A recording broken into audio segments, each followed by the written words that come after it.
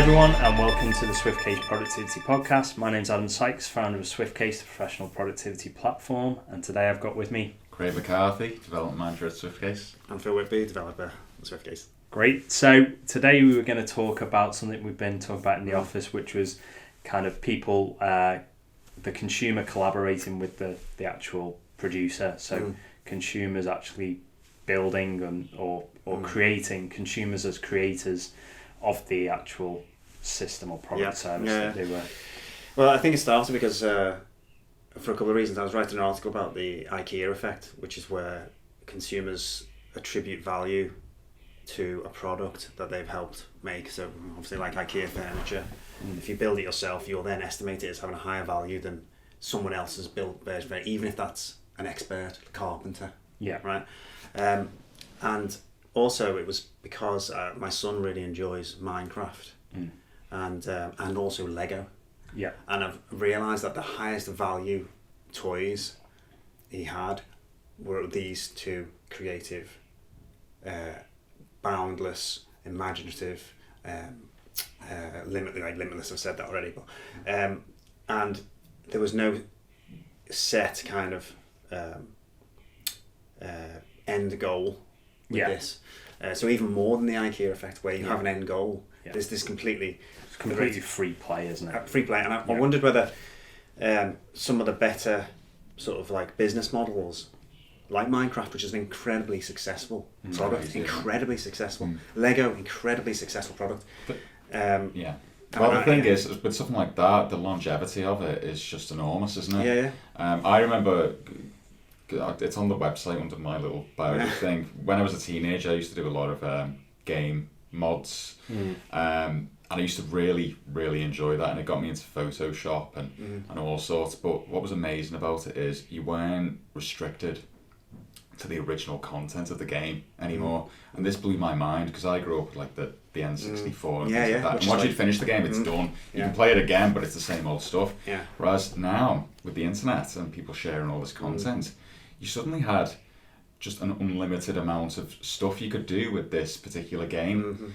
And that was insane. So not only did it allow me to flex my creativity, it also meant it keeps it alive. Yeah. Exactly. And I think it translates really well into so much business stuff as well. Like we've been discussing recently, haven't we, with our softwares, we're going to open it up a little bit more so our users can create almost features for that. And you see that in all sorts of different platforms like WordPress, Magento, all the big sort of website platforms.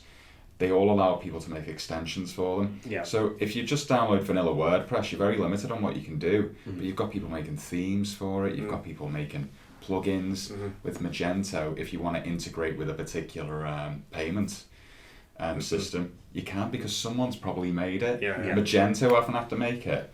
Someone else has done it for them. It's just an interesting thing. But it's pulling people into Magento, isn't it? And people use it. And this is a lot of companies have started doing this. It's not even just limited to the tech world, is it? I know there's like certain like trainer companies, you can almost design your own shoes, can't you? And you can, basically the client design. I think I don't even know whether you can do it with Vans and those sort of Converse. You can Nike definitely. You can create your own like design for your shoe, like loads of things. There's always been like customizations, hasn't there? There's always been like I don't know, like in the days of like when your bikes and things, you could always change the parts on your bike and make your own custom, like get a frame and get different parts together.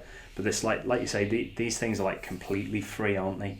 Well, so also in the things like Minecraft, the people that are selling them like within that, you know what I mean? They're not like it's not just for themselves. Yeah, and then they're doing it in the black market. It's literally feeding back into Microsoft, it and makes then they take a full ecosystem, doesn't it? Yeah. And it's like in the end, it sort of not begs the question, but it makes you think, well, who's really owns this product in a way? And eventually, if Microsoft shut it down, said, we're not making this game anymore, we're not hosting it. It's like Wikipedia as well, isn't it, really? What would happen? Could there be like a riot by people because their feeling of ownership for that product is so high, their investment is so high. People have dedicated their lives to building Lego sculptures, and building even like Lego houses. People, like, their income stream is Minecraft levels. I think it does raise these questions that never really happened before. It was clearly like with Lego, it's slightly different. It's a physical product. They do own it. But you can't come to someone's house and take away the Lego that they've already made. But with Minecraft, they could just say, "Oh, we're shutting down the servers. You can play it locally." Yeah. So I suppose it's the same actually. It is a cottage industry, isn't it? Yeah. You look at Facebook. When you sort of take it to the next level, you've got like just content creators. That's all it is, isn't it? Really, that's Facebook. All Facebook itself is very, very simple, isn't it? Yeah. Facebook itself, apart from all like sort of the algorithms around the data, where it gets complex, the actual idea of Facebook. You could make that in a day. It's like comments that appear from people going down in time order. Or how many times people have liked it nowadays. It goes. There's a bit of a different ordering mechanism. But in the early days, it was just comments people add to a long database of things that of people that you could see their comments, and a gallery. Yeah, I mean that's effectively that was the original Facebook, wasn't it? It was that's just like an introductory course in web design, isn't it? Yeah, in 2 days. It's probably like the getting started, for Symphony, platform, a blog comment section and a photo gallery. And I mean that's effectively Facebook. All it was. But what gave it its value was people put their content on. Exactly. They made little pictures. They made little memes. They put their photos on. Same as Instagram. Instagram's just a gallery. You can hardly even do anything with it except put pictures on, comment on the pictures, and like them. It's the particular kind of constraints that you put. Yeah, isn't it? I think it's like if you give people like infinite choice, then people are gonna just do nothing. They'll be, You've got to guide them. They've literally. It's how you because there's other photo sharing websites like Flickr. Why did Flickr fail, but Instagram failed? Yeah, because the constraint, it was probably more guided towards having an infinite stream that's curated by you, whereas Flickr was like you have to go and visit. Yeah, you have to be an active visitor of people that you're interested in, so you have to curate yourself. Yeah. Whereas like all that curation stuff is done automatically by friending people. Yeah. And then you know what I mean, and then turning it onto yourself means that you become the content creator even more so, and forcing people to do more. So it was just tweaking the constraints to make a community then produce its own content, and then suddenly it probably hits a certain point, and then suddenly it rockets, doesn't it? But then you also get into the issues with content creation of who owns it. Not only who owns it, but who's responsible for it. Yeah. So if someone's created something that's like either offensive, dangerous, or just low quality. Yeah, I suppose from the flip side, low quality. You either get into the legal realm of if someone makes something on I don't know. Can you make stuff on Fortnite? You make skins, I think, can't you sell them? Yeah. If someone like makes something on Fortnite or Minecraft or whatever that's a bit like offensive, are Minecraft responsible? People seem to think so, or don't Fortnite they? responsible? The same way as Facebook. Are they responsible or? Well, there's been controversy for their content. Are they publishers?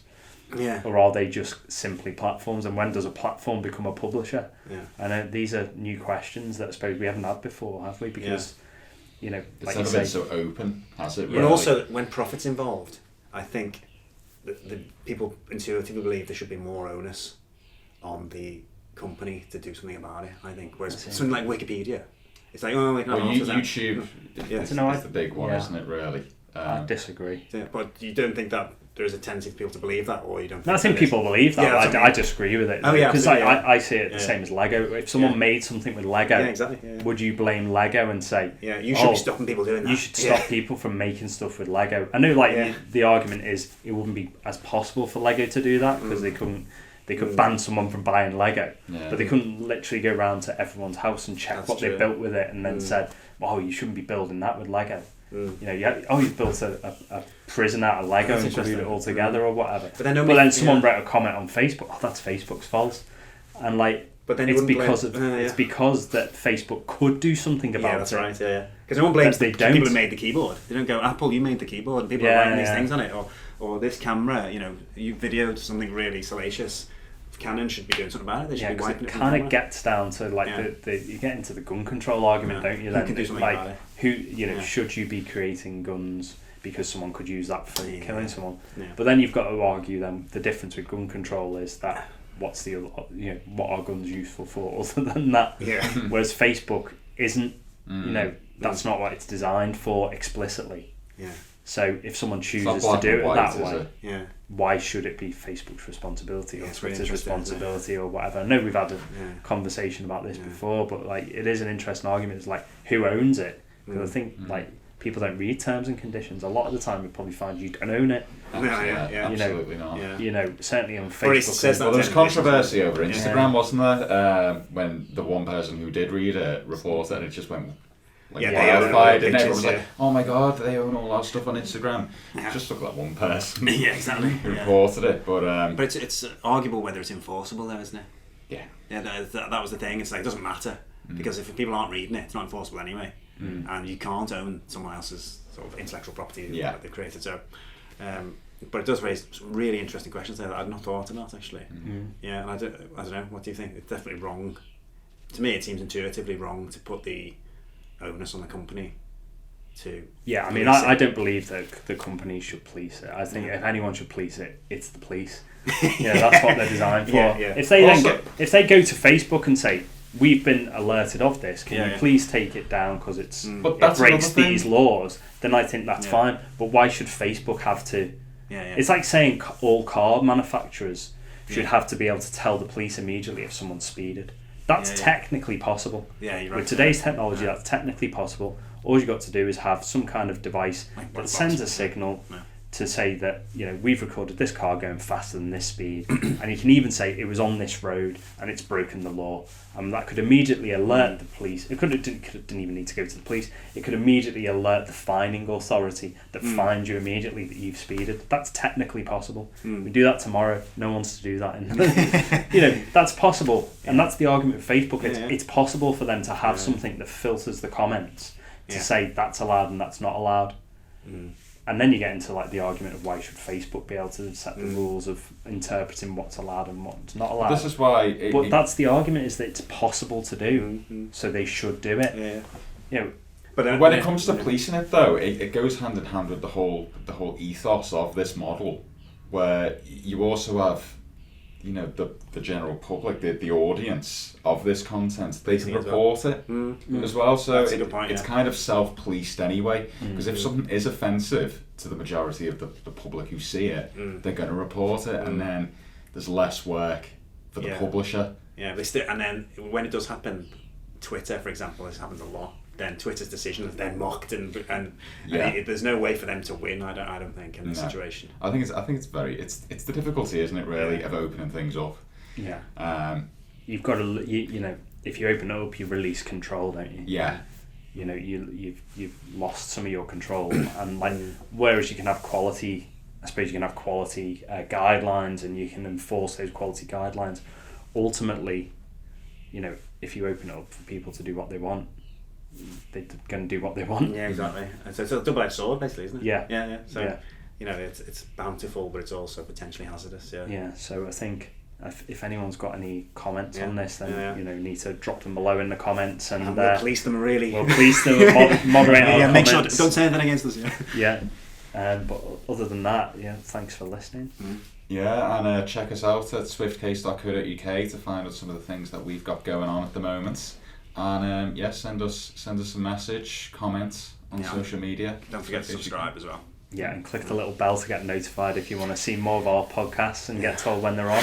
Every Monday and Friday you can see the SwiftCase Productivity Podcast. Hope you've enjoyed this episode, and we'll see you next time.